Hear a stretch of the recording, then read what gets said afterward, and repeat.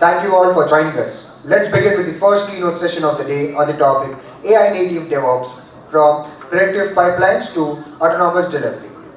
To present the insightful session, please welcome our speaker, Mr. Vamshi Molleti, the Director of Engineering from Enterprise Inventory from Target. Vamshi is a technology leader passionate about leveraging collaboration to transform process, people, and projects. He specializes in solving complex distributed systems challenges, shaping technical product roadmaps, and fostering high-performance engineering cultures. Can we have a huge round of applause for Vamshi?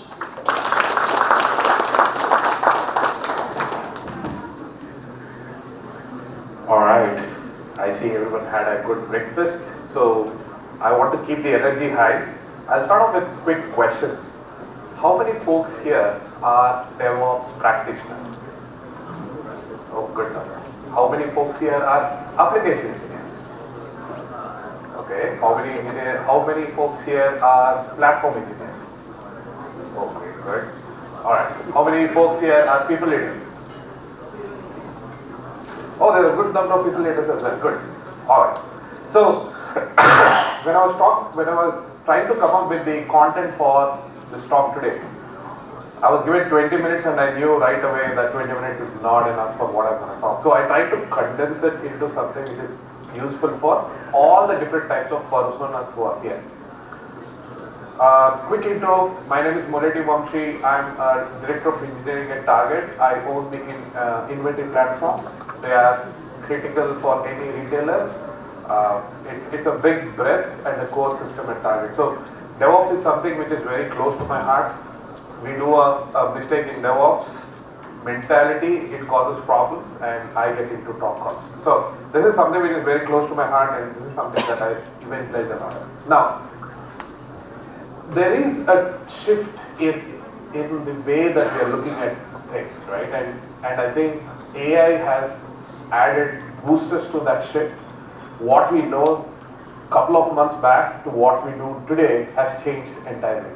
Now, it started with operating in the peripherals first. ChatGPT was that initial intro which got us going. But now, the capabilities of AI are coming to every level of software engineering.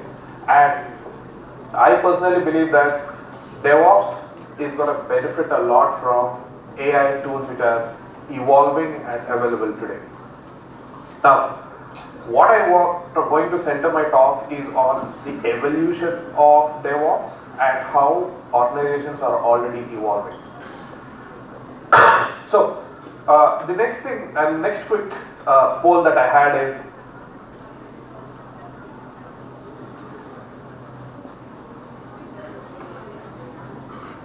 how many folks here have used Jenkins? Nice. Okay. OG of all CI/CD pipelines. How many folks are using an improved version of CI/CD pipelines like Drone or Amazon's pipelines or something similar to Drone? Anyone here? Is everyone on Jenkins as of now? Okay, which are similar to Drone. You have steps and you can define those steps. They're YAML based, and then you can add anything in the middle, and you can have multiple integrations and all. So you're not doing scripting anymore. You're asking the your core CI/CD pipeline orchestrator to do what's needed. I started my career doing Jenkins, and I hated every day of it. I never knew why it failed. I never knew why it passed, but it used to work, and people were afraid to touch the scripts because once it stopped running, you never know how to get it back up again. So I hated every day of Jenkins usage. Then came the new stack that we are all using right now, an orchestrator which understands engineering language, YAMLs, and we can define the steps, and it has multiple integrations which are very easy. That is where we are. I believe, and a lot of organizations are doing the integrations with LLM and integrations with Gen AI, Gen AI tools which can increase the context, can understand intent better, and knows what to do. So there are decision making in the pipelines which are doing now. When pipelines fail, it's a talk call and we are sitting in front of our laptop trying to figure out what has happened. I think with with the inclusion of agents in our DevOps pipelines, we will not be doing the regular stuff which is going into the logs and understanding what has happened. We will be taking decisions on what needs to happen. That is the shift that I'm seeing organizations do, and I believe organizations are going to invest into. Now, does this mean that it will be completely autonomous? No AI system today is completely autonomous. When you do autonomous AI systems, you see problems. We have seen organizations where an entire database was dropped because an AI thought that it's the best thing to do. We are not there yet. Before you can actually build autonomous AI agents, there's a lot of pre-work that needs to happen. You need to have reliable audit logs. You need to have security audit. You need to have multi-tier security. You need to go semi-autonomous first. I'm not proposing that an autonomous system is where we should be going immediately, but that's our true norm. How many folks have heard this saying that is very popular in DevOps community, which is DevOps is not just a discipline, it is also a mindset. So shift left is something that's been taught in DevOps, and shift left is what DevOps brings to the teams as well. I think that shift left mentality is still there. Shift left is shift your problems to the left side of your entire pipeline. So if you have problems in production, you should shift it left so that you can catch it in your test environments. If you have problems in your test environments, you should shift it left so it's available in your development environments. Like this, you are shifting your problems to the left so you don't see the problems in your production. That's what shift left is. Now, you've heard this, I've heard this all my career that you should have shift left mentality when you're approaching DevOps and all. I think that is still going to stay, but the only difference is we are going to see a shift left in AI telling us that these are the core problems and it's going to shift left very fast. Now, a lot of the stuff that we're going to do in AI ecosystem is going to be on, next slide please.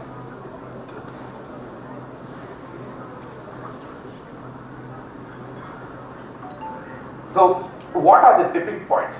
So tipping points for me are things which start the acceleration phase. ChatGPT was the tipping point for Gen AI and RAG-based systems. Once ChatGPT came in, people understood the power of AI or Gen AI and they started using it, more adoption took place. ChatGPT was the first product to reach a couple of 100 million users in the shortest time ever. That happened because of the ease of access. It's not like we never did AI before. It's just that the ease of access that ChatGPT gave was something that we never saw before. World was amazed by ChatGPT. I think we are in the same problem here. We have seen the way we have operated monoliths initially to now microservices, and the sheer explosion of number of microservices that any team operates today has gone beyond the number of engineers who are there in that team. So if you have a team of 10, you are having more microservices than number of engineers. So that is the cognitive load that teams are taking today. We used to have same thing happen in bots. If you guys remember 7 or 8 years back, you had bots where if you asked a question, it gave completely wrong answer. So you had to give 2 more other prompts before it understood what you wanted. And these were very simple things. Where is my order? Why is my order getting delayed? Who do I talk to if I have to know more about my order and all? Now they can understand natural language really well. They can understand context and intent really well. That was the BittleBot crisis which brought in the intelligent bots that we interact with every day. Now it has gone to the next level. You get a phone call by a bot talking about a new product launch. So that's the acceleration that has happened. We are in that BittleBot crisis in DevOps world today. Number of microservices which are there means more touch points, means more failure points, and these failure points combined together are getting too much for teams to handle. So do they spend their time fixing these things or do they accelerate? And today everyone is talking about acceleration, so that's what the crisis is about. To handle this, what do we do? I come from an organization where the volumes are crazy. Like my systems handle more than 1 billion events a day. 1 billion events a day is a very big number where silent failures is something that we can't be prepared for. That silent failure is called drifts. So I might know that in a particular store there's inventory of this much, but a drift might cause inaccurate reporting for the guests and they get problems out of it. These kind of problems are there for everything. Like if you take a financial institution, you will have one kind of a report which says that this is the value that we have done after reconciliation, but it might be entirely different because of that. How do you catch this drift? These are not something that can be done by engineering teams alone. Of course, they are doing it today because the systems are limited, the domains are limited. But as we go into this phase of trying to solve bigger problems and accelerate, this is going to be a very big problem. Teams are evolving. The tribal knowledge which is there is evolving.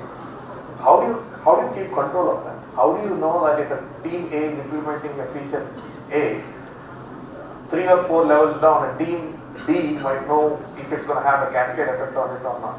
Today we are doing costly integration testings, but how can we keep doing that? So I think we are in that point in our AI organizational journeys where this has to evolve. It has to come to a next phase where we can solve this efficiently.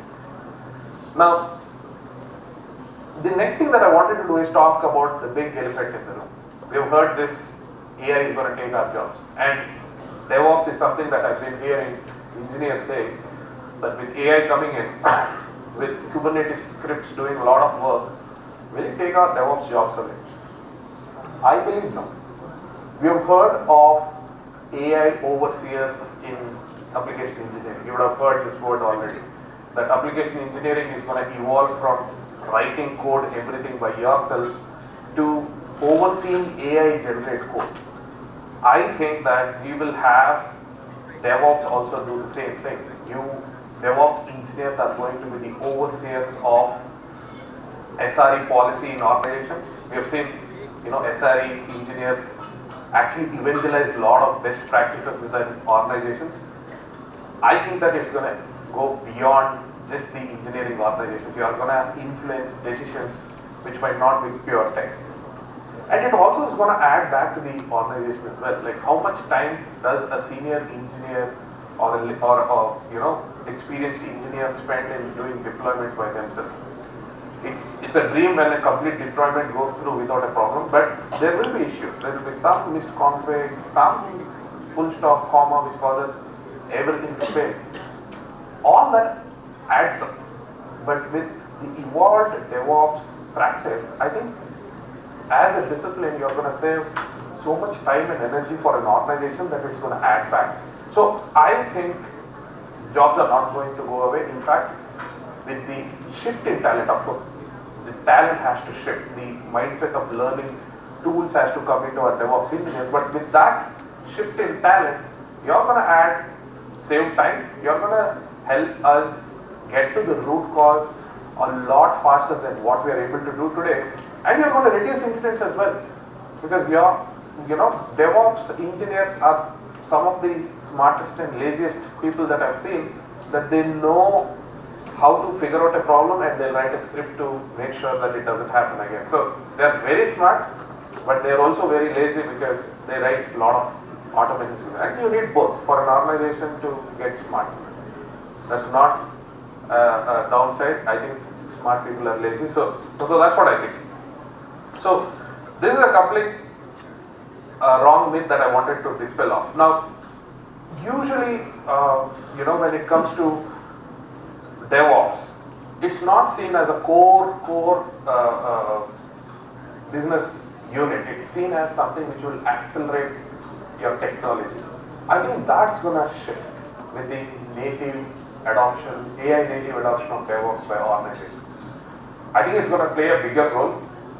And right now, there's a new branch of ops called MLOps which has come. So right now, we are seeing it as two different disciplines. DevOps doing the application operations and making sure that those systems are stable, and the MLOps, which is building pipelines for model deployment, model training, test train environments. How do you know the accuracy of a model and all?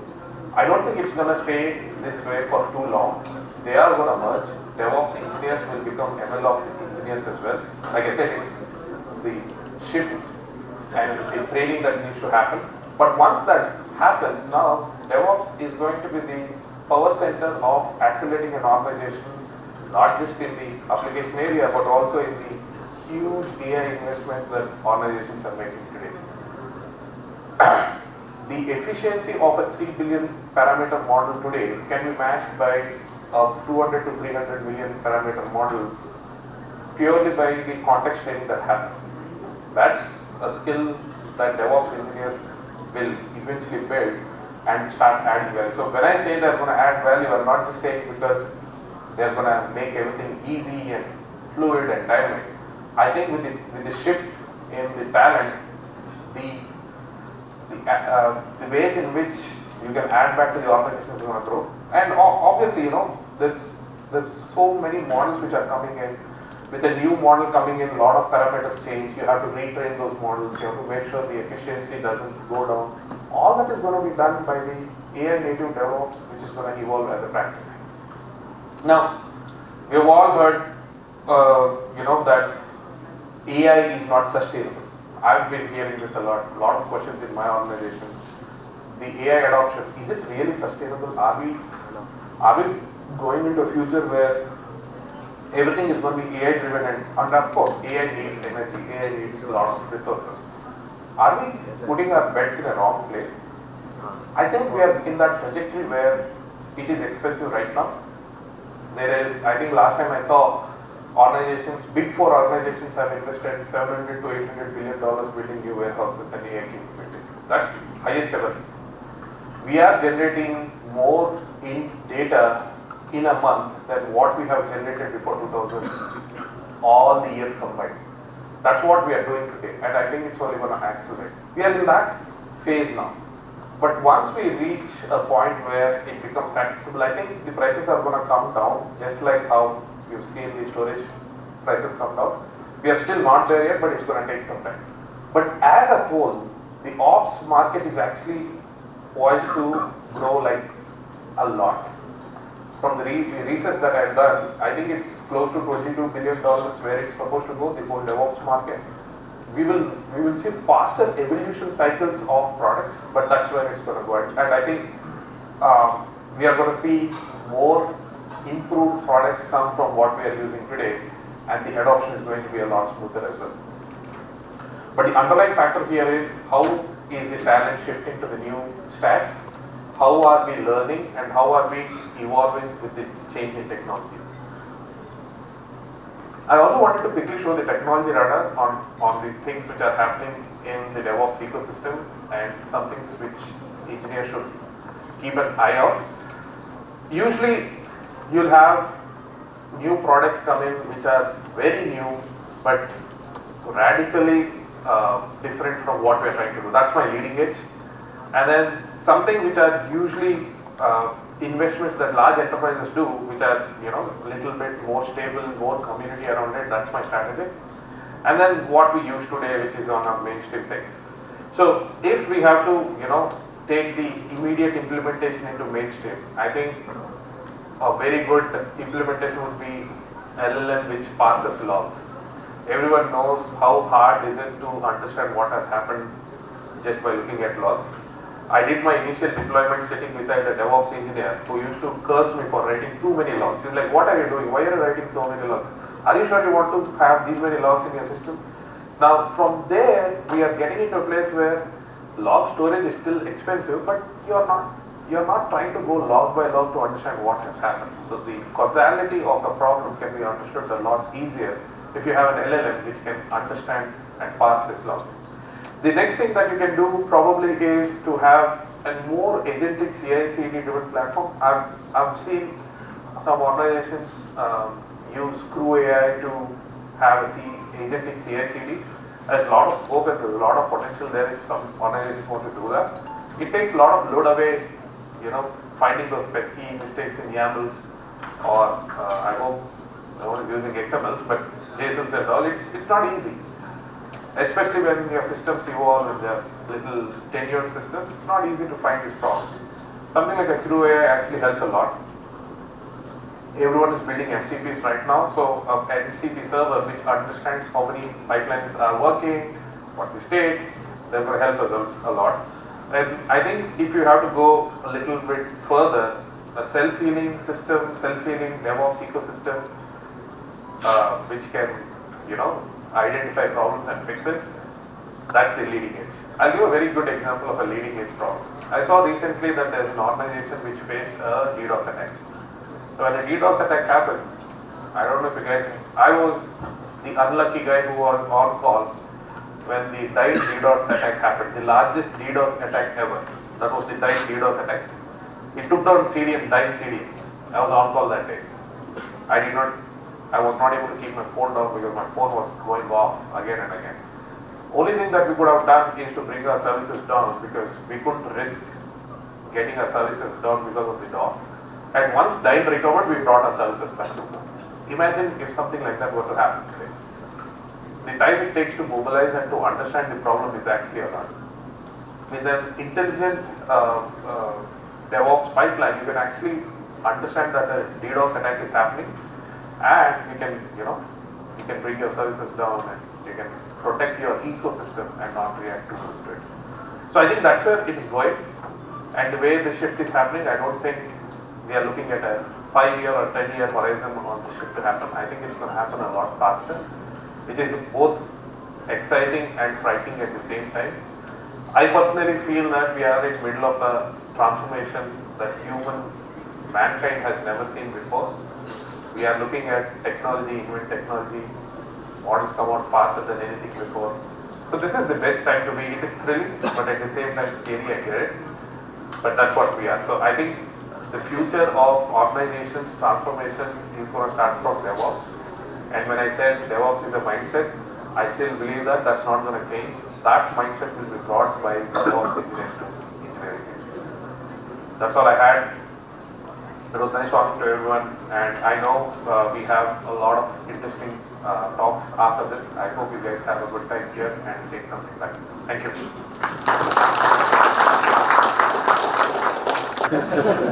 I think we should have an anonymous Q&A and then we'll start having questions coming. I know my tribe. We have one question there. Okay. Pass the mic, please. I am audible? Yes.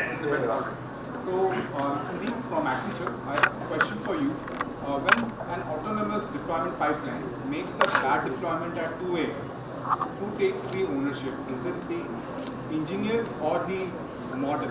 And how do we shift from a accountability culture? Okay. So the question is, you did an autonomous ecosystem and it does a bad deployment at 2 a.m. Now who's responsible for it? Because the manager is going to ask, who did this, right? I understand your question. Now, the shift from a non-autonomous to a complete autonomous ecosystems is not a two-step process. There are actually 8 levels of autonomous processes that you have to go. So you start off with only read ecosystems, which is they cannot do any operations, which cannot kickstart any operations. They can only give you info. From then you start doing operations which are human approved. So they will still do operations, but they will do only based on a human approval. Like this, there are 7 levels of autonomy that you have to go through.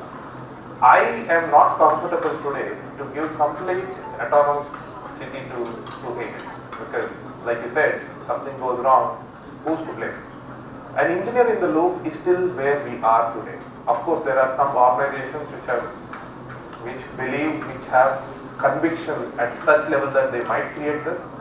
I am not there yet. I not asked my engineers to do it, but we will get there. I think before we get there, of course, this is a different talk, but I'll quickly answer on what are the non-negotiables before you get there. You need a append or immutable audits for your deployments that you're doing. Something which you can learn and understand why was something decisions taken.